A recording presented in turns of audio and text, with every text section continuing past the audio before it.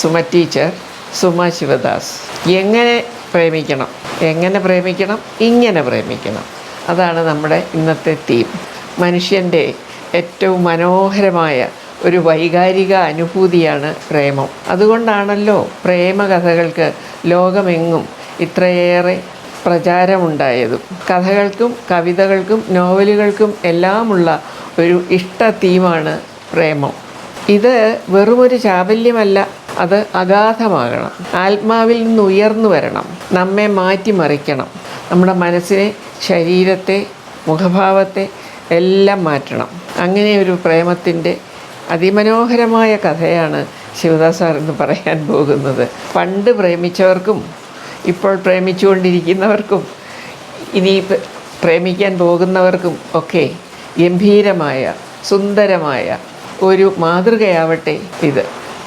സുപ്രഭാതം. ഇന്ന് വളരെ ആവേശകരമായ സ്നേഹത്തിൻ്റെ ഒരു കഥ ഞാൻ നിങ്ങളോട് പങ്കുവയ്ക്കാം.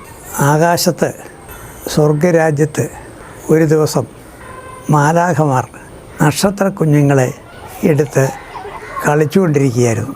ഓരോ മാലാഖയും അതിമനോഹരമായ നക്ഷത്ര കുഞ്ഞുങ്ങളെ എടുത്ത് അമ്മാനമാടി മുകളിലോട്ടിരിക്കുകയും താഴോട്ട് പിടിക്കുകയൊക്കെ ചെയ്ത് ഓമനിച്ച് കളിക്കുകയായിരുന്നു. അങ്ങനെ കളിച്ചുകൊണ്ടിരുന്നപ്പോൾ ഒരു നക്ഷത്ര കുഞ്ഞ് ഏതോ ഒരു മാലാഖയുടെ കയ്യിൽ നിന്ന് തെന്നിത്തെറിച്ച് ഭൂമിയിലോട്ട് വീണുപോയി. നക്ഷത്ര കുഞ്ഞ് സാവധാനം താഴേക്ക് വന്ന് ഒരു പൂന്തോട്ടത്തിലാണ് വീണത്. അവിടെ ഒരു ബിഷപ്പിൻ്റെ ഭാര്യയും ബിഷപ്പും വർത്തമാനം പറഞ്ഞുകൊണ്ട് രണ്ട് കസേരകളിലിരിക്കുകയായിരുന്നു. ആ ബിഷപ്പിൻ്റെ ഭാര്യയുടെ മടിയിലേക്കാണ് ഈ നക്ഷത്ര കുഞ്ഞ് വീണത്. ഭാര്യയ്ക്ക് വലിയ സന്തോഷമായി. മക്കളൊന്നുമില്ലാത്ത ഒരു കുടുംബമാണ്. അപ്പോൾ അതിസുന്ദരമായ ഒരു നക്ഷത്ര കുഞ്ഞ് തൻ്റെ മടിയിൽ വന്നിരിക്കുന്നു. ഒരു മുത്തുപോലെ പ്രകാശം പൊഴിയുന്ന സുന്ദരമായ നക്ഷത്ര കുഞ്ഞിനെ കണ്ട് ബിഷപ്പിൻ്റെ ഭാര്യ അതിനെ എടുത്ത് ഓമനിച്ച് മാറോട് ചേർത്ത് പിടിച്ച് സന്തോഷിക്കാൻ തുടങ്ങി. അപ്പോൾ ബിഷപ്പ് പറഞ്ഞു, ഇത് നമ്മുടെ കുഞ്ഞല്ല, ഇത് കണ്ടിട്ട് സ്വർഗത്തിൽ നിന്ന് ഏതോ മാലാഖയുടെ തെന്നിത്തെറിച്ച് വന്നതാണ്. നീ ഇതിനെടുത്ത് ഇങ്ങനെ പിടിച്ചുകൊണ്ടിരുന്നത് ശരിയല്ല. അവർ വരുമ്പം അവർ എടുത്തുകൊണ്ട് പോകും. പക്ഷേ ഭാര്യ അതൊന്നും കേൾക്കാൻ തയ്യാറായില്ല. ഭാര്യ ആ കുഞ്ഞിനെ ഇങ്ങനെ ഓമനിച്ച് കൊണ്ടു നടക്കാൻ തുടങ്ങി. അപ്പോൾ സ്വർഗരാജ്യത്ത് ആകപ്പാടെ പരിഭ്രമമായി മാലാഖമാരുടെ ഇടയ്ക്ക്. എങ്ങനെയും ഈ നക്ഷത്രത്തിനെ, കുഞ്ഞിനെ തിരിച്ചെടുക്കണം. അത് ഭൂമിയിലാണ് വീണത്. അപ്പോൾ അതിനെ തിരഞ്ഞു പിടിക്കാനായിട്ട് ഈ മാലാഖമാരെല്ലാം താഴോട്ട് വന്നു ഭൂമിയിലെത്തി. അവർ ഇങ്ങനെ ഓരോ വീടുകളിലും ഇങ്ങനെ കയറി ഇറങ്ങി തിരയാൻ തുടങ്ങി. ബിഷപ്പ് പറഞ്ഞു, അവരെത്തിയിട്ടുണ്ട്, ഓരോ വീടുകളിൽ ഇങ്ങനെ നോക്കിക്കൊണ്ടിരിക്കുകയാണ്, ഇവിടെയും വരുമെന്ന് പറഞ്ഞു. കുഴപ്പമില്ല, അവർ വന്നോട്ടെ, നിങ്ങൾ പോയി നിങ്ങളുടെ ജോലികളൊക്കെ ചെയ്തു, ഞാനിവിടെ ഇരുന്നോളാം, അവർ വരുമ്പോൾ ഞാൻ ഈ മാലാഖമാരെ കൈകാര്യം ചെയ്തോളാം എന്ന് പറഞ്ഞു. ബിഷപ്പ് അകത്തോട്ട് കയറിപ്പോയി. ബിഷപ്പിനാകപ്പാടൊരു വിഷമം. മറ്റുള്ളവരുടെ സാധനം എടുത്ത് കൈവയ്ക്കുന്നത് ശരിയല്ലോ. ആ ബിഷപ്പ് അകത്ത് കയറിയിരുന്ന് ഇങ്ങനെ ഒളിയണിട്ട് നോക്കുന്നുണ്ടായിരുന്നു അവിടെ എന്തൊക്കെ സംഭവിക്കുന്നത്. 2-3 മാലാഖമാർ ബിഷപ്പിൻ്റെ ഈ തോട്ടത്തിലെത്തി. 1-2 പേര് വീടിൻ്റെ അകത്തോട്ട് കയറി അവിടെയെല്ലാം ഇങ്ങനെ പെട്ടെന്ന് തിരഞ്ഞ് കാണാഞ്ഞിട്ട് പുറത്തിറങ്ങി. കാരണം നക്ഷത്ര കുഞ്ഞ് എവിടെ ഇരുന്നാലും അറിയാം, അത്ര വലിയ പ്രകാശമാണ്. കാരണം എന്തെങ്കിലും തിളങ്ങും. മറ്റൊന്ന് 2 മാലാഖമാരെ തോട്ടത്തിലൊക്കെ തിരയാൻ തുടങ്ങി. ഈ ബിഷപ്പിൻ്റെ ഭാര്യയുടെ അടുത്ത് ചെന്നു. അവരുടെ അടുത്തും ചുറ്റുപാടൊക്കെ നടന്ന് നോക്കി, അവരുടെ മുഖത്തോടൊക്കെ നോക്കി. അവസാനം എല്ലാ മാലാഖരെയും കൂടെ തിരിച്ചു പോവുകയും ചെയ്തു. ബിഷപ്പ് അത്ഭുതപ്പെട്ടു പോയി. ഈ 3-4 മാലാഖമാർ വന്ന് ഇത്രയും നോക്കിയിട്ട് ഈ നക്ഷത്ര കുഞ്ഞിനെ കണ്ടുപിടിച്ചില്ലേ, ഇവളെന്ത് സൂത്രമാണ് ചെയ്തത് എന്ന് അത്ഭുതപ്പെട്ടു ബിഷപ്പ്. ഏതായാലും മാലാഖമാരെല്ലാം പോയി കഴിഞ്ഞപ്പോൾ ബിഷപ്പ് ഭാര്യയുടെ അടുത്ത് പോയി ചോദിച്ചു, നീ എന്ത് സൂത്രമാണ് ചെയ്തത്? ഈ മാലാഖമാരെ നീ എങ്ങനെയാണ് കബളിപ്പിച്ചതെന്ന് ചോദിച്ചു. അപ്പോൾ പറഞ്ഞു, മാലാഖമാരടുത്ത് വരുന്നുണ്ടെന്നറിഞ്ഞ ആ നിമിഷം ഞാൻ നക്ഷത്ര കുഞ്ഞിനെ കണ്ണിലൊളിപ്പിച്ചു വെച്ചു. കണ്ണിലൊളിപ്പിച്ചാൽ പെട്ടെന്ന് കാണുകയല്ലേ, കാരണം പ്രകാശം കണ്ണിൽ നിന്ന് ഇങ്ങനെ പുറത്തോട്ട് ഒഴുകിക്കൊണ്ടിരിക്കുകയല്ലേ. ആര് നോക്കിയാലും ഒരാളുടെ മുഖത്തല്ലേ ആദ്യം നോക്കുന്നത്. അപ്പോൾ വളരെ പെട്ടെന്ന് കണ്ടുപിടിക്കും. കണ്ണടച്ചാലും പ്രകാശം പുറത്തു വരും. ബിഷപ്പിന് അത് വിശ്വാസമായില്ല. അപ്പോൾ പറഞ്ഞു, ഞാൻ കണ്ണിലോട്ട് ഈ നക്ഷത്ര കുഞ്ഞിനെ വയ്ക്കുക മാത്രമല്ല ചെയ്തത്.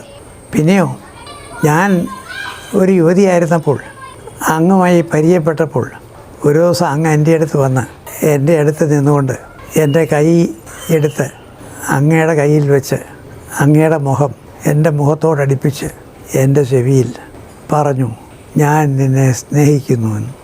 ആ വാചകം കേട്ടപ്പോൾ വലിയ സന്തോഷത്തോടുകൂടി അത്യാഹ്ലാദത്തോടുകൂടി ഞാൻ അങ്ങയുടെ മുഖത്തോട്ട് നോക്കിയ ആ രംഗം ഞാൻ ഓർത്തുകൊണ്ട് ഇവിടെ ഇരിക്കുകയായിരുന്നു.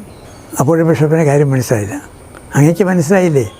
അങ്ങനെ പ്രേമിക്കുന്നു എന്ന് പറയുന്ന കേട്ടാൽ അത്യധികമായ സന്തോഷത്തിൽ, ആഹ്ലാദത്തിൽ ഞാൻ അങ്ങയുടെ ആ സുന്ദരമായ മുഖത്തോട്ട് നോക്കിയപ്പോൾ എൻ്റെ മുഖത്ത്, എൻ്റെ കണ്ണുകളിൽ നിറഞ്ഞു തുളുമ്പിയ ആ സന്തോഷം, ആ പ്രകാശം, ആ പ്രകാശത്തിന് നക്ഷത്രത്തിൻ്റെ പ്രകാശത്തിലും വലിയ പ്രകാശമായിരുന്നു. എൻ്റെ മുഖവും എൻ്റെ കണ്ണുകളിൽ തിളങ്ങി. അങ്ങ് തന്നെ അത്ഭുതപ്പെട്ട് പ്രേമപൂർവ്വം എന്നെ നോക്കിയതും എന്നെ ആശേഷം ചെയ്തതും മറന്നുപോയോ? അപ്പോഴാണ് ബിഷപ്പിന് കാര്യം മനസ്സിലായത്. എത്ര അഗാധമാണ്, എത്ര മനോഹരമാണ്, എത്ര സുന്ദരമാണ് ഈ പ്രേമിക്കുന്നവരുടെ ലോകം. തങ്ങൾ തമ്മിൽ പ്രേമിച്ചപ്പോൾ ഇവരുടെ ഉള്ളിൽ എത്ര വലിയൊരു വികാരത്തിന് സാമ്രാജ്യം ഉണ്ടായി, എത്ര വലിയ സന്തോഷമുണ്ടായി. അവളുടെ കണ്ണുകൾ എത്ര ശക്തമായി, എത്ര ഉജ്ജ്വലമായി തിളങ്ങി എന്ന് ബിഷപ്പിന് അപ്പോഴാണ് ഓർമ്മ വന്നത്. ഈ മനോഹരമായ കഥ ഇപ്പോൾ ഞാൻ ഓർത്തു പോവുകയാണ്. ഇത് ഏതോ ക്ലാസ്സിൽ ഏതോ ഇംഗ്ലീഷ് അധ്യാപകൻ പറഞ്ഞ കഥയാണെന്നാണ് എനിക്ക് തോന്നുന്നത്, കോളേജിൽ പഠിക്കുന്ന കാലത്ത്. അതോ ഏതെങ്കിലും ഗ്രന്ഥത്തിൽ വായിച്ചാണോ എന്നെനിക്ക് ഓർമ്മയില്ല. ഒരുപക്ഷെ ഏതെങ്കിലും സുഹൃത്തുക്കൾ, ഇംഗ്ലീഷ് പ്രൊഫസർമാർ സംസാരമധ്യേ പറഞ്ഞതാകാം, അല്ലെങ്കിൽ പ്രസംഗത്തിൽ വിവരിച്ചതാകാം. എന്തായാലും ഈ കഥ എൻ്റെ ഉള്ളിൽ കിടന്ന് അനേക വർഷങ്ങൾ കൊണ്ട് അത് ഒരു മുത്തുപോലെ മാറി എന്നെ എക്കാലവും എല്ലാ ദിവസങ്ങളിലും ആഹ്ലാദിപ്പിക്കുന്ന, പ്രചോദിപ്പിക്കുന്ന അതിസുന്ദരമായ ഒരു കഥയാണ്. സ്നേഹമില്ലെങ്കിൽ ലോകമില്ല, പ്രേമമില്ലെങ്കിൽ ലോകമില്ല. സ്നേഹിക്കുന്നവരുടെ ആ ഉത്കടമായ വികാരം എന്താണ്? എങ്ങനെയാണ് പരസ്പരം സ്നേഹിക്കേണ്ടത്? എങ്ങനെയാണ് സ്നേഹബന്ധം നിലനിർത്തേണ്ടത്? ആ സ്നേഹത്തിൽ കൂടി എങ്ങനെയാണ് ആ ലോകത്തെ മാറ്റാൻ സാധിക്കുന്നത് എന്ന് ചിന്തിക്കുമ്പോഴാണ് ഈ കഥയുടെ പ്രസക്തി നാം മനസ്സിലാക്കുന്നത്. അത് കാമുകന്മാരുമായിട്ടുള്ള പരസ്പരമുള്ള സ്നേഹമാകാം, അച്ഛനും മക്കളുമായിട്ടുള്ള സ്നേഹമാകാം, നമ്മുടെ സമൂഹത്തിലെ അംഗങ്ങളോട് നമുക്കുള്ള സ്നേഹമാകാം, അല്ലെങ്കിൽ നമ്മൾ ഓമനിച്ച് വീട്ടിൽ വളർത്തുന്ന ഒരു പൂച്ചക്കുഞ്ഞും നമ്മളുമായിട്ടുള്ള സ്നേഹമാകാം. സ്നേഹം എന്തുമാകട്ടെ, ആരുമായിട്ടുള്ള സ്നേഹമാകട്ടെ, ഈ സ്നേഹമാണ് ജീവിതത്തെ മാറ്റിമറിക്കുന്നത്. ആ സ്നേഹം നമ്മുടെ ഉള്ളിലുണ്ടാകുമ്പോൾ നമ്മൾ ഉള്ളിലെ വികാരത്തിൻ്റെ, ആഹ്ലാദത്തിൻ്റെ, ആ സന്തോഷത്തിൻ്റെ ആ ശക്തിയിൽ മറ്റൊരു മനുഷ്യനായി മാറും. സ്നേഹത്തിൽ ഉൾപ്പെടുന്ന ഒരാൾക്കേ അത് മനസ്സിലാവുള്ളൂ.